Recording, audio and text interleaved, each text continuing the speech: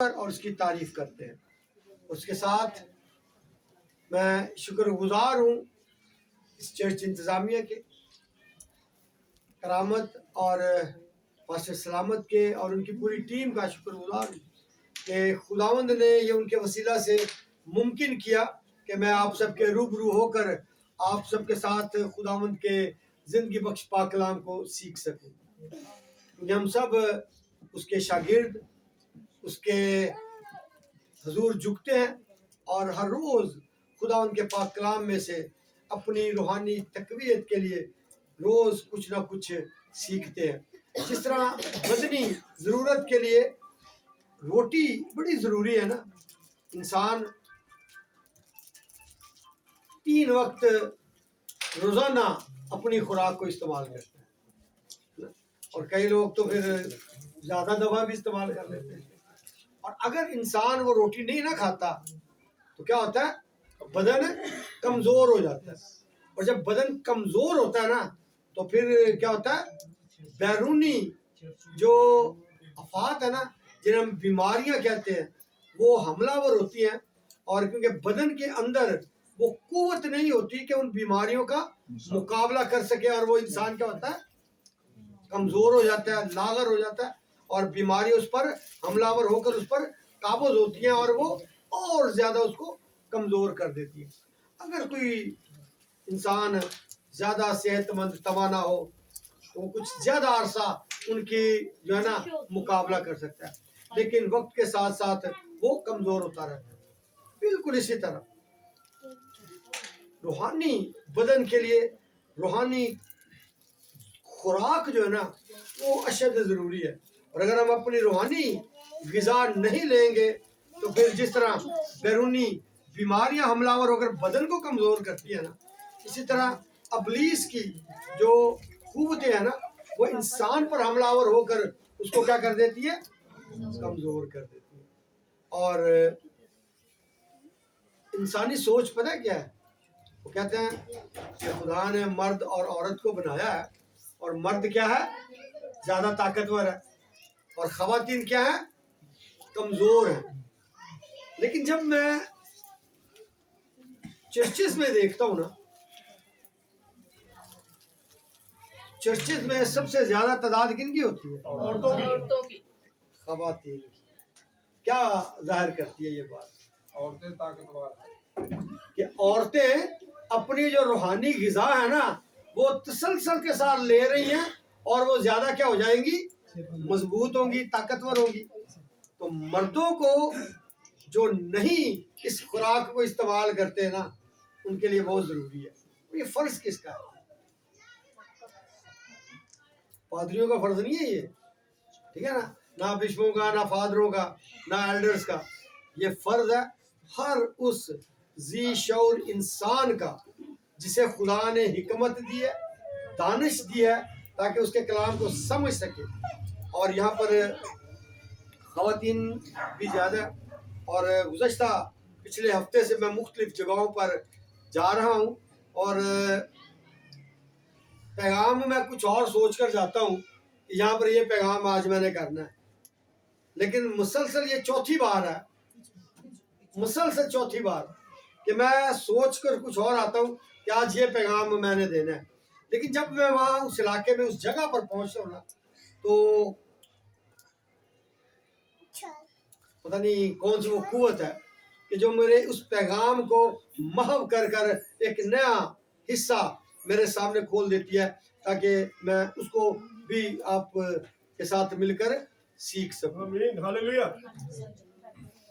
اور چھوٹے چھوٹے بچے بھی یہاں پر موجود ہیں، اور مائیں بھی موجود ہیں، اور میں اکثر ایک بات کلام کو شروع کرنے سے پہلے ہر جگہ پر یہ کہتا ہوں،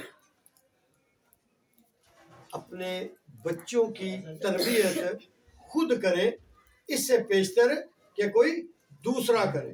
اور دوسرا کون ہے؟ ابلیس۔ جب دوسرا کرے گا نا وہ اپنی مرضی کے مطابق کرے گا، اور اس کی وجہ ہمارے چرچز کا خالی ہونا، پاسبانوں کا آپس میں اختلاف رکھنا، اس کی سب سے بڑی وجہ ہی یہی ہے، کیونکہ ابلیس کا جو حربہ ہے وہ کیا ہے کہ خدا کے کلام کو مینپولیٹ کرنا، خدا کے کلام میں بگاڑ پیدا کر کر ہر ذہن کو اپنے طریقے سے استعمال کرنا، اور جب وہ اپنا طریقہ استعمال کرتا ہے تو وہ انتشار پیدا کرتا ہے، خلل پیدا کرتا ہے، اور پھر بگاڑ پیدا ہوتا ہے۔ تو خداوند کا شکر، خداوند کی تمجید کرتے ہیں اس خوبصورت وقت کے لیے کہ خداوند کے بیٹے اور بیٹیاں آج یہاں پر موجود ہیں۔ تو آج ہم سب مل کر خداوند کے پاک کلام کو سیکھیں گے۔ تو میں شکر گزار ہوں ایک مرتبہ پھر کہ خداوند کے خادم پاسٹر سلامت کا، جنہوں نے خداوند کے پاک فضل سے یہ موقع فراہم کیا کہ میں آپ سب کے ساتھ مل سکوں، اور اس کو میں غائبانہ طور پر ہارون کو جانتا ہوں، کیونکہ ہم آن لائن جو عبادت کرتے ہیں نا، تو بیٹا بڑی خوبصورت خداوند نے اس کو یہ توڑا دیا ہے، اور اس کو استعمال بھی کرتا ہے، اور بہت خوبصورتی سے خداوند اس کو استعمال کر رہا ہے، اور بہت ہی اچھا لگتا ہے کہ جب آپ خداوند کے دیے ہوئے توڑے کو اس کی مرضی کے مطابق استعمال کرتے ہیں۔ اور آئیں ہم اپنے آپ کو خدا ان کی پاک حضوری میں، ابھی کچھ دیر پہلے جو کورس گایا گیا وہ کیا تھا؟ میں گل خدا دی سنا گا جد کرے گا کلام۔ سو آئیں میرے ساتھ ایک حوالہ نکالیں، مقدس سلیمان کی امثال اور اس کا 16واں باب اور اس کی ایک آیت ہے 7ویں آیت۔ ہم جو بھی خدا ان کا بیٹا یا بیٹی پاسبان سے گزارش ہے کہ وہ کیونکہ پڑھتے ہیں، چاہوں گا کہ وہ نہ پڑھے، اگر کوئی بیٹا یا بیٹی پڑھنا چاہے تو وہ ضرور پڑھنے میں رہنمائی کرے، کیونکہ ظاہر سی بات ہے پاسٹر صاحب کے پاس خدا کا کلام ضرور ہوتا ہے اور وہ جلدی نکال بھی لیتے ہیں۔ اسی 7ویں آیت، انسان 16واں باب اور 7ویں آیت میں وہ لکھا ہے، جب انسان کی روشیں خداوند کو پسند آتی ہیں تو وہ اس کے دشمنوں کو بھی اس کے دوست بناتا ہے۔ پریز اللہ، آمین۔ آئے ہم اپنے آپ کو خداوند کے حضور جھکائیں۔ قدوس خداوند، میں تیرا عاجز اور انکسار بندہ اپنے آپ کو تیرے پاک اور کبھی ہاتھوں میں دیتا ہوں۔ قدوس خداوند، ہونٹ و زبان کا ذمہ لے، اپنے لفظ عطا کر تاکہ جو کچھ بولوں تیری مرضی اور تیری ہدایت کے مطابق۔ تیرا شکر، تیری تمجید، تیری قدوس، آمین۔ خداوند کا بندہ سلیمان، آپ سب اس کے بارے میں جانتے ہیں، کیونکہ بہت سارے خدا کے خدام جب خدا کی اس حکمت کے بارے میں جو خدا بنی نوع انسان پر نازل فرماتا ہے تو سلیمان کا ذکر اس حکمت کے بنا جو ہے نا ادھورا سا لگتا ہے، کیونکہ سلیمان ایک ایسا شخص جسے خدا نے چنا، اور خداوند خود اس سے پوچھتا ہے کہ بتا میں تجھے کیا دوں۔ یہ پوچھنا جو ہوتا ہے نا، مرضی کا پوچھنا، خواہش کا پوچھنا، یہ اس بات کا علانیہ ہے کہ پوچھنے والا جو ہے نا اس سے بہت محبت رکھتا ہے اور چاہتا ہے کہ جو کچھ یہ شخص چاہتا ہے نا میں اسے اس کی مرضی کے مطابق عطا کروں، اور خداوند اس کی مرضی کے مطابق اسے حکمت اور دانش عطا کرتا ہے، اور وہ میری اور آپ کی تربیت کے لیے بڑے خوبصورت تماثیل کے ذریعے سے وہ بیان کرتا ہے۔ اور یہ آیت جو آج میرے اور آپ کے سامنے تلاوت کی گئی کہ جب انسان کی روشیں خداوند کو پسند آتی ہیں۔ اب یہاں پر دو چیزوں کا خاص طور پر ذکر ہے، پہلا انسان ہے اور دوسری کیا ہے؟ روشیں، اس کی راہیں، اور پھر پسندیدگی۔ خداوند جو کہ خالق ہے، مالک ہے، اور جب ہم انسان کے تعلق سے بات کرتے ہیں، انسان کون ہے؟ وہ مٹی جو زمین کی، جو پاؤں تلے روندی جاتی ہے، جس کی کوئی قدر و قیمت نہیں ہے، لیکن جب وہی مٹی خالق کے ہاتھ میں آتی ہے اور خداوند اپنا دم اپنا روح جب اس مٹی کے اندر ڈالتا ہے وہ مٹی جیتی جان ہوتی ہے نا؟ تو پھر وہ انسان کی صورت اختیار کرتی ہے. اور اگر آپ پیدائش پہلے باب کا دوسرے باب کا مطالعہ کریں گے تو وہاں پر یہ تصویر ہمیں واضح طور پر نظر آتی ہے. انسان کو بنانے سے پہلے خداوند کیا کہتا ہے کہ آؤ ہم انسان کو اپنی صورت اور اپنی شبیہ پر. خداوند نے واضح کر دیا کہ انسان کس طور پر بنایا گیا ہے. جو ہمارا خالق ہے جو مالک ہے اس کی صورت اور اس کی شبیہ پر. صورت اور شبیہ کا اگر آپ لغوی معنی دیکھیں تو جس طرح ہم یہ کیمرے سے تصاویر کھینچ رہے ہیں نا تو اس کا جو عکس پیپر کی صورت میں ہو یا اسکرین کی صورت میں ہو نظر آتا ہے نا تو یہ ہو بہو ویسا ہی نظر آتا ہے. تو بہن بالکل اسی طرح جب ہم اس بات پر غور کرتے ہیں نا کہ خدا نے کہا کہ ہم انسان کو اس طور پر بنانا ہے یعنی خدا نے اپنا عکس اپنی عادات اپنا رویہ جو کچھ خدا ہے اس نے اپنا آپ اس مٹی کے اندر انڈیل دیا تاکہ وہ بھی مٹی جب زندگی کو حاصل کرے تو اس کے مطابق وہ زندگی کو بسر بھی کرے. اور پھر خدا باپ نے انسان کو زندگی بسر کرنے کا ایک طریقہ بتایا. خدا نے جیسا آج جس جگہ پر آپ کھڑے ہیں خداوند کا گھر ہے. آپ نے اپنے اپنے گھر بھی بنائے بنیادوں کی صورت میں کھود بھی کھدائی کی گئی پھر اینٹوں سے گھر دیوار چھت بنایا گئے. اسی طرح خدا نے بھی اس انسان کے لیے بڑا خوبصورت سا گھر بنا کر دیا تھا. خداوند جو محبت کا خدا ہے اس کی محبت صرف اسی طرح سے ظاہر ہوتی ہے کیونکہ اس نے انسان کو آزاد مرضی پر چھوڑ دیا کہ یہ سارا کچھ جو کچھ ہے نا میں نے تیرے سامنے رکھ دیا تیرے لیے بنایا.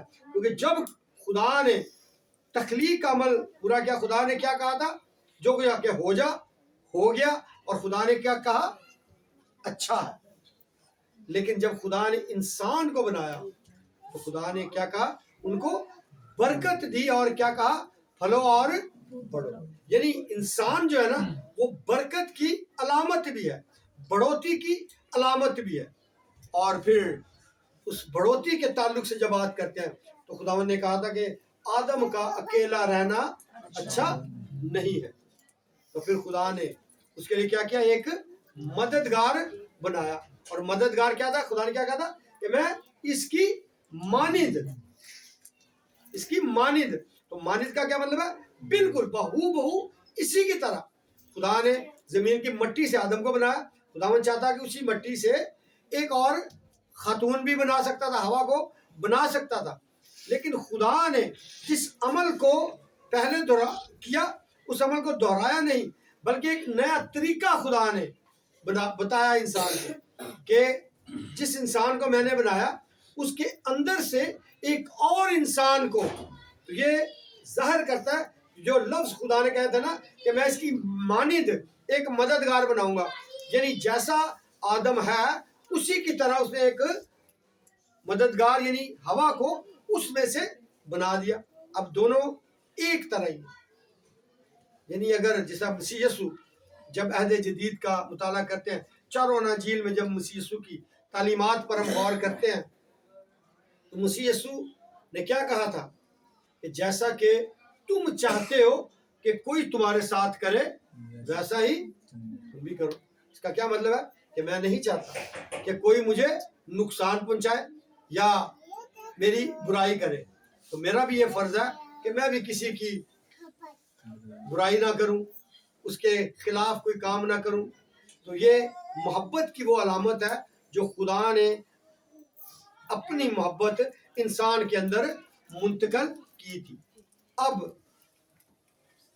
اس انسان کے تعلقات میں خرابی پیدا ہو گئی کیونکہ خدا نے جو رویہ انسان کو رکھنے کے لیے کہا تھا اپنے ساتھ اور وہ رویہ کیا تھا ایک تعلق تھا خدا کا انسان کا اس پاکیزگی کے ساتھ. کیونکہ انسان کو خدا نے اپنے دم سے اپنی روح سے بنایا تو خدا کا اور انسان کا جو تعلق ہے وہ کیا ہے؟ مٹی کا اور روح کا پاکیزگی کا، کیونکہ خدا پاک ہے اور اس نے اسی پاکیزگی کی حالت میں انسان کو پیدا کیا تھا۔ اب خداوند نے اسے آزاد رکھا، کیونکہ خداوند چاہتا تھا کہ جو محبت میں اس انسان سے رکھتا ہوں، کیا یہ انسان وہ محبت مجھ سے رکھتا ہے یا نہیں۔ اس محبت کا امتحان خداوند نے کس طرح سے لیا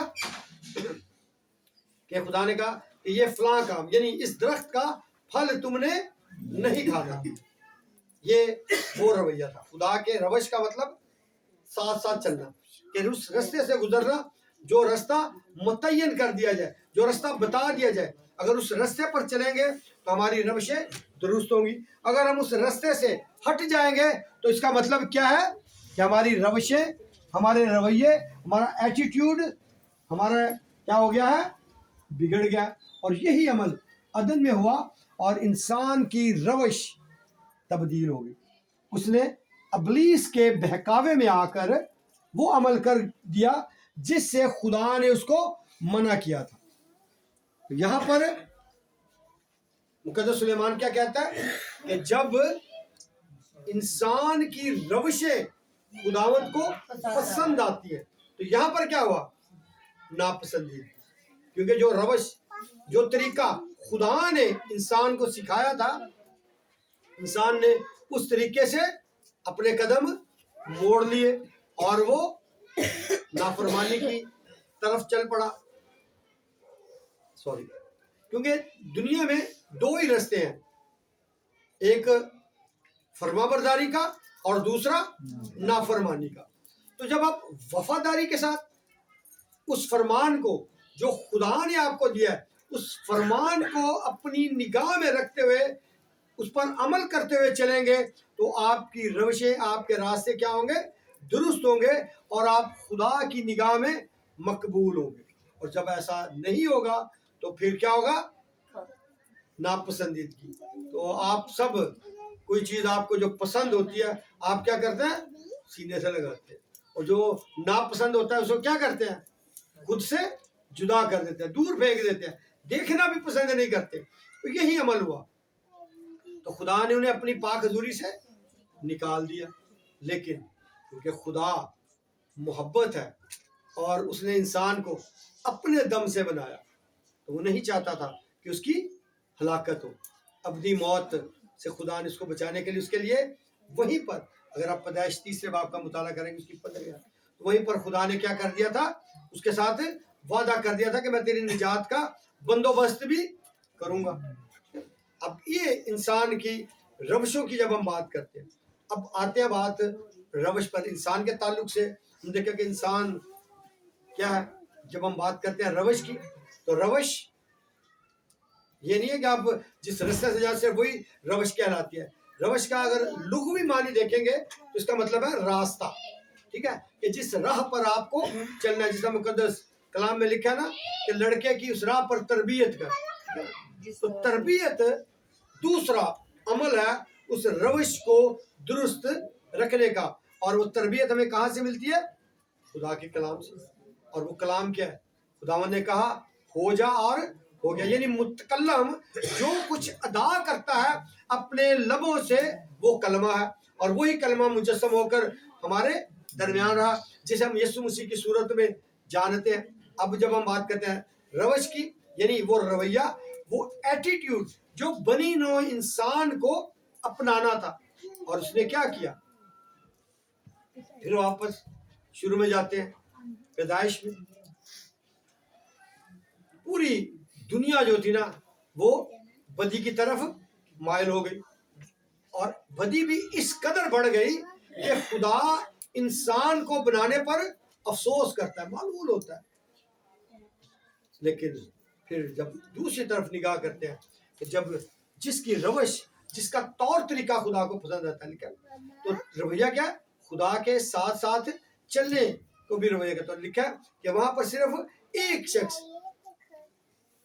وہ کون تھا، نوح، خدا کو نظر آتا ہے کہ وہ کیا ہے، راست باز ہے، اور وہ تھا خدا کے ساتھ ساتھ چلتا تھا، یعنی اس کی روشیں درست تھیں تو وہ خدا کو پسند آتا ہے۔ جب وہ خدا کو پسند آ جاتا ہے تو پھر خدا باقی ساری دنیا کو کیا کر دیتا ہے؟ مزہ میٹ کر دیتا ہے اور صرف اسی کو بچا لیتا ہے. کہہ نا کہ وہ اس کے دشمنوں کو بھی دوست بنا لیتا ہے. اور اگر آپ ناراستی کے ساتھ چلیں گے تو پھر ہم خدا کی دشمنی کو مول لیتے ہیں. ہمیں خدا کو دوست رکھنا ہے. جس طرح ابراہیم نے اپنے رویے سے، اپنے چال چلن سے خدا کو اپنا دوست بنا لیا، اسی طرح اس وقت کے لوگوں نے ناراضگی کا عمل کیا، اپنی روشوں کو بدی کی طرف لے گئے اور خدا کو بھی اپنا دشمن بنا لیا. تو خدا نے کیا کیا؟ ان کو ملیا میٹ کر دیا. لیکن جب نوح نے اس رویے کو مثبت طور پر استعمال کیا، خدا کے ساتھ ساتھ چلتا رہا، تو خدا نے اس کو زندگی دی. اور وہ زندگی جو تھی نا، وہ آئندہ آنے والی زندگیوں کے لیے بنیاد تھی. یہاں پر پھر ہمیں نظر آتا ہے کہ اگر ہماری روشیں درست ہوں گی اور ہم خدا کو پسند آ جائیں گے تو پھر ہم زندگی کو حاصل کر لیں گے. آمین ہاللویا. تو یہی عمل آج مجھے اور آپ کو کرنا ہے کہ ہمیں اپنی روشوں کو درست رکھنا ہے. کس طور پر ہم اپنی روشوں کو درست رکھ سکتے ہیں؟ اگر انسان 6 باب کا مطالعہ کریں گے 6 آیت میں، تو وہاں پر مقدس سلیمان ہمیں کیا سکھاتا ہے کہ آئے کاہل تو کیا کر، چونٹی کے پاس اس کی روشوں پر غور کر. اب انسان جسے سب سے افضل درجہ دیا گیا ہے، ٹھیک ہے، انسان حکمت رکھتا ہے، اپنے آپ کو بھی جانتا ہے، آنے والے مستقبل کے لیے اپنی تیاریاں بھی کرتا ہے. لیکن وہ انسان کے لیے مقدس سلیمان کیا کہتا ہے؟ تو کیا کر، چونٹی کے پاس. بالکل بے ضرر سی چیز بھی ہے، جس کی انسان کی نگاہ میں کوئی حیثیت نہیں ہے، لیکن خدا کے کلام میں کیا کہ تو اس کے پاس اس کی روشوں پر غور کر. وجہ کیونکہ اس میں وہ عمل نظر آتے، اس کی وہ روش جو خدا انسان کو سکھانا چاہتا تھا. اور وہ کیا تھی؟ اگر آپ جلال جی کا مطالعہ کریں گے تو آپ کو جب آپ چونٹی کے تعلق سے سیکھیں گے نا، تو چونٹی بڑا چھوٹا سا جانور ہے جو بعضوں کا نگاہ میں بھی نہیں آتی، نظر بھی نہیں آتی. پہلی بات کہ وہ کلونیز میں رہتی، جس طرح آپ سب مل جل کر کلونیز میں رہتے ہیں نا، خاندانوں کی صورت میں رہتی ہیں. اور وہ بھی جس کے گھر کا سربراہ ہوتی ہے، جو کوئین ہوتی ہے نا، اس کی راہبری میں، اس کے کہنے کے مطابق وہ عمل کرتے ہیں اور اکٹھے مل کر باہم مل کر رہتے ہیں. اور دوسری بات، ایک دوسرے کا احساس ان کے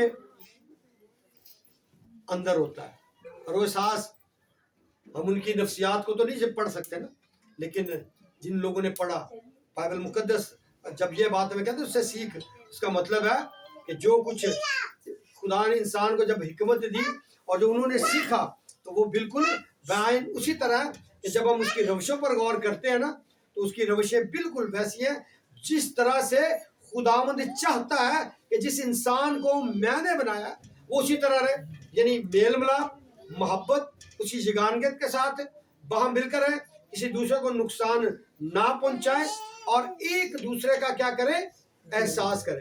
جب ہم احساس کی بات کرتے ہیں تو یہ وہ روش ہے جو خدا کی نگاہ میں پسندیدہ ہے. احساس جیسے وہ خداوند مسیح نے کہا کہ دوسرے کو اپنے سے بڑھ کر جانو، دوسروں سے محبت رکھو. اور جب احکامات کی بات کریں جو خدا کے حکم ہے، تو ان میں جو پہلا حکم ہے، وہ پہلا حکم بھی یہی ہے. جو پہلے جو 4 حکم ہیں ان کا تعلق خدا کے ساتھ ہے، لیکن جو دوسرے 6 حکم ہے نا، جن کا تعلق ڈائریکٹلی انسانوں کے ساتھ ہے، ان میں پہلا حکم بھی یہ ہے کہ وہ کیا ہے کہ تو اپنے ماں اور باپ کی عزت کرنا. تو ماں اور باپ کا جو تعلق ہے وہ انسان کا تعلق ہے، انسانیت کے ساتھ ہے. تو یہ احساس کے وہ رشتے ہیں جو خداوند سکھانا چاہتا تھا. اور یہی بات مقدس سلیمان سکھا رہا ہے کہ تو نے چونٹی سے سیکھنا ہے. اور آپ نے اکثر ہو سکتا ہے اگر مشاہدہ کیا ہو یا دیکھا ہو تو چونٹی کیا کرتی ہے، موسموں کے لحاظ سے بھی اپنی خوراک کو جمع کرتے ہیں جس طرح انسان جمع کر رہے ہیں. اور پھر جب ہم بات کرتے ہیں احساس کی، چونٹی اپنے وزن سے زیادہ 4 گنا وزن اٹھانے کی سکت رکھ کے وہ لے جا رہی ہوتی ہے. اگر چاول کا ایک دانہ اس کے بدن سے زیادہ مضبوط ہے, وہ اٹھا کر لے جانے کی کوشش کرے, لے جا نہیں پا رہی, لیکن جب دوسری چونٹیاں اس کو دیکھتی ہیں نا کہ اٹھا رہی ہے, تو وہ کیا کرتی ہے, ساتھ مل کر اسی ایک دانے کو اٹھا کر اس بل کے اندر لے جانے کی کوشش کرتی ہے. آپ نے اکثر یہ دیکھا ہوگا, وہ لے جا رہی ہوتی ہے, یعنی وہ ایک دوسرے کا کیا کر رہی ہے, احساس کر رہی ہے, ایک دوسرے کے ساتھ جڑ جاتی ہیں, تاکہ جس کام کو جس نے شروع کیا تھا ہم اس کام کو مکمل کرنے کے لیے اس کے مددگار ہو. تو خداوند نے انسان کو اس لیے بنایا تھا مددگار کے طور پر, خاتون کو مرد کے لیے, خواتین کے لیے مرد کا مددگار ہے, اور مرد خاتون کے لیے مددگار ہے, کیونکہ خدا نے لکھا, یہ نہیں کہا کہ وہ اس سے زیادہ افضل ہے, قوت میں اس کی ذمہ داریوں میں وہ افضل ضرور ہے. اس کی یہ ذمہ داری ہے کہ وہ اپنے گھرانے کی کیا کرے, نگہداشت کرے, اس کو سنبھالے. اب ان روشوں میں انسان کی جو دوسری ذمہ داری آتی ہے, پہلی بات راستے کو درست رکھنا ہے, وفاداری کرنی ہے, احساس کرنا ہے, اور پھر اپنے بدن کی حفاظت کرنا بھی یہ اس روش میں, اس ذمہ داری میں آ جاتا ہے.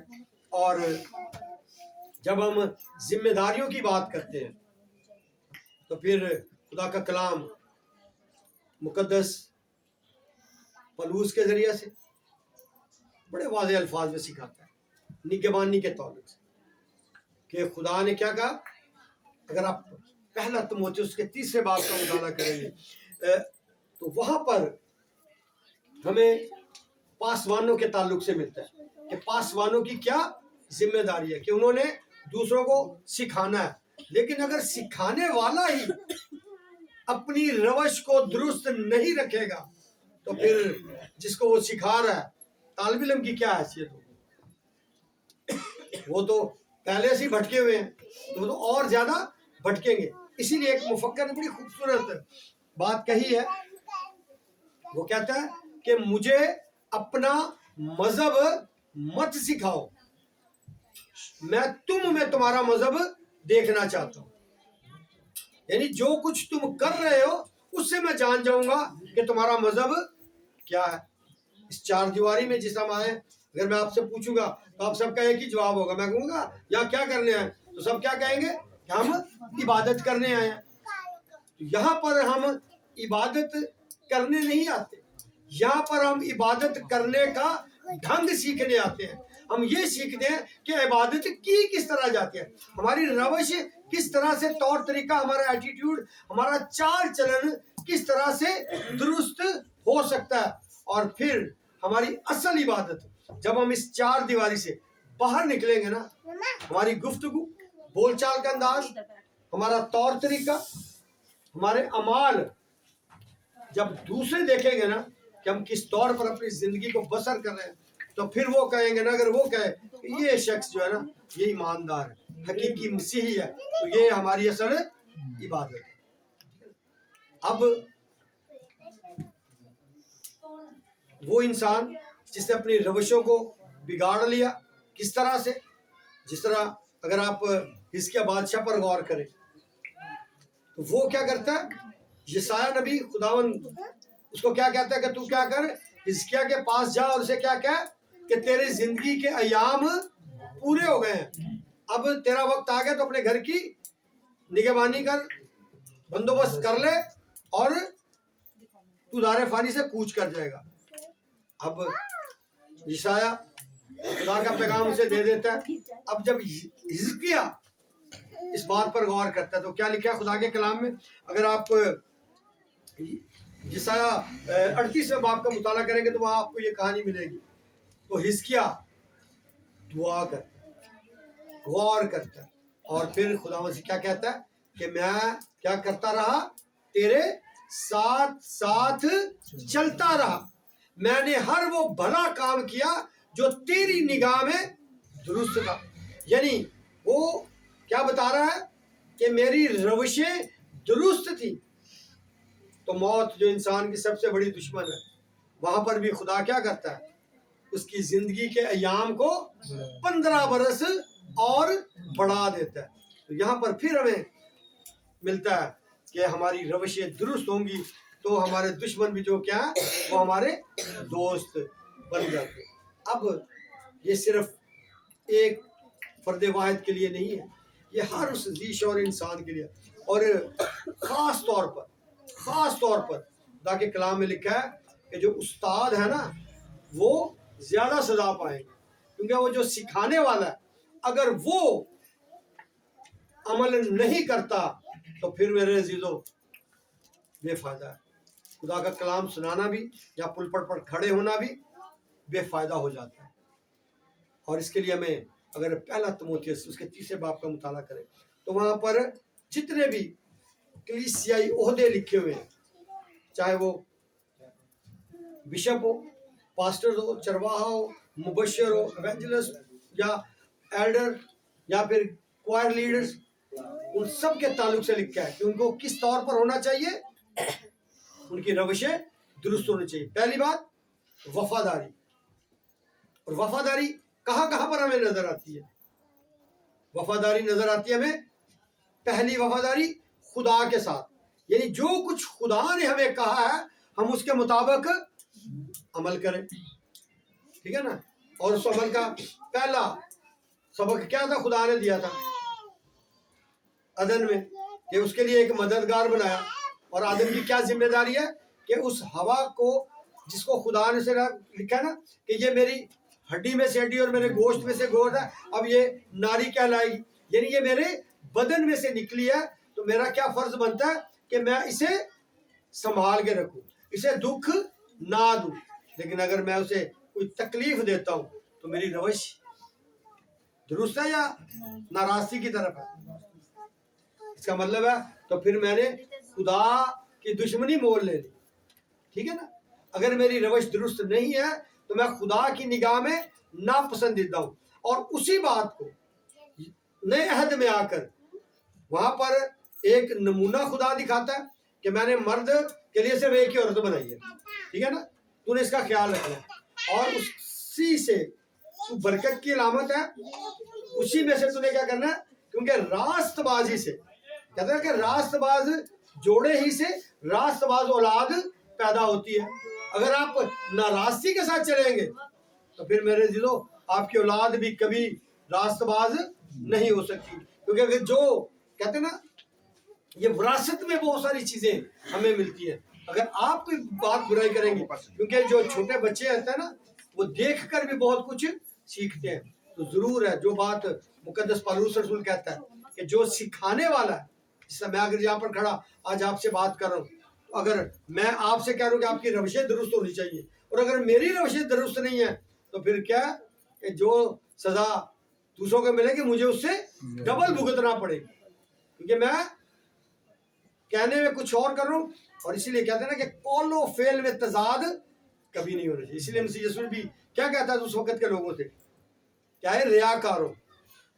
وجہ کیونکہ ان کی روشیں بھی بالکل اسی طرح تھی جس طرح آج کل کے استادوں کی ہیں، جو استاد بنتے ہیں وہ سکھاتے کچھ اور ہیں لیکن کرتے کچھ اور ہے۔ خداوند نے کہا کہ ایک بیوی رکھو، پہلا نمونہ خدا نے کیا دکھایا؟ عدن میں ایک ہی ہے نا۔ اگر خدا چاہتا جانور ڈھیروں ڈھیر بنا دیا نا، عورتیں بھی بہت ساری بنا سکتا تھا، لیکن یہ عمل تھا خدا کا آئندہ آنے والی نسلوں کے لیے کہ مرد کے لیے بڑھوتی کے لیے برکت کے لیے ایک ہی عورت ہونی چاہیے۔ اور اگر خدا چاہتا تو خدا یہ فرمان بھی دے دیتا، لیکن جب انسان اس کے خلاف ورزی کرتا رہا تو پھر وہ خدا سے دور ہوتا رہا اور اس کی نسلیں بھی برباد ہوتی رہی ہیں۔ اس کی مثال ہمیں داؤد کی صورت میں ملتی ہے کہ خدا نے اسے نواز رکھا تھا، ایسا شخص جیسے سلیمان کے بارے میں نے کہا نا، داؤد کے بارے میں خدا کیا کہتا ہے کہ مجھے اپنے دل کے موافق مل گیا، یعنی وہ خدا کی نگاہ میں کس قدر مقبول ہوگا۔ لیکن جب اس کی راہ، اس کی روش ذرا سی ٹیڑھی ہوتی ہے اور وہ کیا کرتا ہے؟ غلط کام کرتا ہے، ہتھی اوریوں کو مروا دیتا ہے اور اس کی بیوی کو رکھ لیتا ہے، تو خداوند جو اولاد اس سے پیدا ہوتی ہے خداوند سے کیا کرتا ہے؟ مٹا ڈالتا ہے, مار ڈالتا ہے. اور اس کے لیے داؤد جو خدا کا برگزیدہ بندہ, خدا کا قریبی پسندیدہ, اس کے لیے گریہ زاری کرتا ہے, راکھ پر بیٹھ جاتا ہے, لیکن خدا اس کی نہیں سنتا. اور پھر وہی داؤد جب اس کی روش اور زیادہ بگڑتے, ابلیس اس کے دماغ میں ڈالتا ہے کہ میں تو بہت زیادہ طاقتور ہو گیا ہوں, اب میں اتنی بڑی رعایا پر سلطنت کر رہا ہوں. اس کی مردم شماری کا بھی حکم دے دیتا ہے جو کہ خدا کی نگاہ میں ناپسندیدہ تھی. اور پھر وہاں پر بھی خدا اس پر کیا کرتا ہے, 3 افات کے لیے بات کرتا ہے. پھر وہاں پر اسے سمجھ آ جاتی ہے کہ مجھے کیا کرے. وہ کہتا ہے کیا خداوند مجھے انسانوں کے ہاتھ میں نہ پڑنے دے بلکہ میں تیرے ہاتھ میں, کیونکہ مجھے پتا ہے کہ تو شفیق خدا ہے, تو رحیم خداوند ہے. تو یہاں پر پھر ہمیں دیکھنا ہے, آپ ضرور افسیوں 4 باب کا مطالعہ کیجئے گا. وہاں لکھا ہے کہ ابلیس کو موقع نہ دو. تو جب انسان نے ابلیس کو موقع دیا ہے, اس کی روشیں جو کیا ہوئی ہیں, بگڑتی گئی ہیں. اور پھر آپ ضرور ان خطوط کو پڑھیے گا. کرنتس پہلے باب, کرنتس کے 12ویں باب کو, پہلا تموتھیوس, کیونکہ وقت کے کمی کی باعث میں نہیں چاہوں گا یہ حوالے پڑھے جائیں, لیکن آپ ضرور ان کو پڑھیے گا. وہاں پر خدا کے خادموں کے تعلق سے بھی لکھا ہے کہ اسے کیا کرنا ہے, اپنے گھر کی ذمہ داری کو سنبھالنا ہے, اپنے بچوں کی پرورش کرنی ہے. ایک بیوی کا تعلق صرف اسی لیے تھا کیونکہ مرد کی استطاعت میں یہ نہیں ہے کہ وہ بہت ساری بیویوں کو رکھ سکے, کیونکہ اس کی ذمہ داریاں پھر تقسیم ہوگی, اور جب ذمہ داریاں تقسیم ہوگی تو وہ ایک کی ذمہ داری کو صحیح طور پر نبھا نہیں پائے گا. تو میرے عزیزو, وقت ہے کہ پہچانے اپنے آپ. خدا کے کلام میں جو کچھ لکھا ہے ہمیں اس کے مطابق اپنی زندگی پر عمل کرنا ہے. اگر ہم خدا کے کلام کو سکھاتے ہیں کہ ہمیں احساس کرنا ہے, اور اگر ہم احساس نہیں کرتے, میری بیاہتا بیوی اگر دکھ میں ہے, تکلیف میں ہے, میں اپنے بچوں پر اپنی ذمہ داریوں کو پورا نہیں کرتا ہوں, اپنی کمائی دوسروں پر لوٹا رہا ہوں, تو پھر میری روشیں درست نہیں, میں خدا کی نگاہ میں ناپسندیدہ ہوتا جا رہا ہوں. تو پھر خدا کے خادموں کے لیے کیا لکھا ہے کہ تم کیا ہو, ٹھوکر کا باعث. جو ذمہ داری تمہیں دی گئی ہے تم اس ذمہ داری کو پورا نہیں کر رہے, تو پھر خداوند کیا کرے گا, ان کے گلے میں کیا کر دو, چکی کا پارٹ ڈال دو, کیونکہ یہ کمزوروں کے لیے کیا ہے, ٹھوکر کا باعث ہے. تو ایسے لوگوں کے لیے ضرور ہے کہ ان کو خدا کی حضوری سے بھی نکال دیا جائے. جب خدا کے حضوری سے نکل جائیں گے تو پھر کیا ہوگا, قائن اور حابیل پر غور کریں. اس نے کیا کیا, اپنے بھائی کا احساس نہیں کیا, اس محبت کو حسد میں تبدیلی لیا ہے اور خدا کی حضوری سے نکال دیا گیا. جب خدا کی حضوری سے نکل جاتے ہیں تو پھر ہمارے لیے کیا ہوگا, رونا اور دانتوں کا پیسنا ہوگا.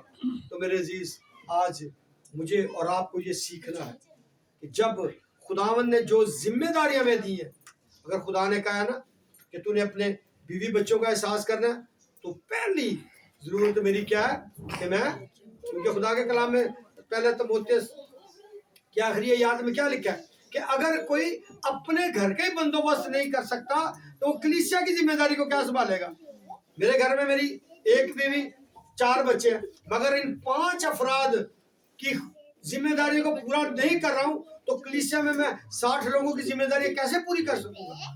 اس کا مطلب یہ ہے کہ جو بات خداوند یسوع مسیح کیا کہتا ہے, کیا ہے, ریاکار ہو. تو ریاکار کون ہوتا ہے, ہپوکریٹ, جو کہتا کچھ ہے اور کرتا کچھ ہے. تو میرے عزیزو, جب قول و فعل میں تضاد آ جاتا ہے نا, تو پھر ایسے وقت میں خدا کی حضوری بھی ہم سے جدا ہو جاتی ہے. جب خدا ہم سے جدا ہو جائے گا تو پھر میں چاہے PhD کر لوں, میرا کلام, میرے لفظ کتنے خوبصورت کیوں نہ ہو, ان لفظوں میں اثر نہیں ہوگا, زندگیاں تبدیل نہیں ہوں گی. اس کی ثبوت آپ سب کی آنکھوں کے سامنے. وہ کیا ہے, خدا کے کلام میں کیا لکھا ہے, خداوند ایک ہے, ایمان ایک ہے, بپتسمہ ایک ہے. جب خداوند ایک ہے, ایمان ایک ہے, بدن ایک ہے, اس بدن کے اعضاء مختلف ضرور ہیں لیکن یہ سب مل کر خدا کا بدن بنتے ہیں. اور جب یہ بدن ادھر ادھر جائے گا, دیٹ مینز کہ وہ اپنے سربراہ سے جدا ہو جائے گا. جب وہ جدا ہو جائے گا اس کا ثبوت ابلیس لوگوں کو استعمال کر رہا ہے, خلل پیدا کر رہا ہے. لالچ یہ دوسرا رویہ ہے جو خدا سے ہمیں دور لے جاتا ہے. اور آج سب سے زیادہ جو روحانیت کے لیے نقصان دہ عمل ہے وہ ہے لالچ کا. چاہے لالچ وہ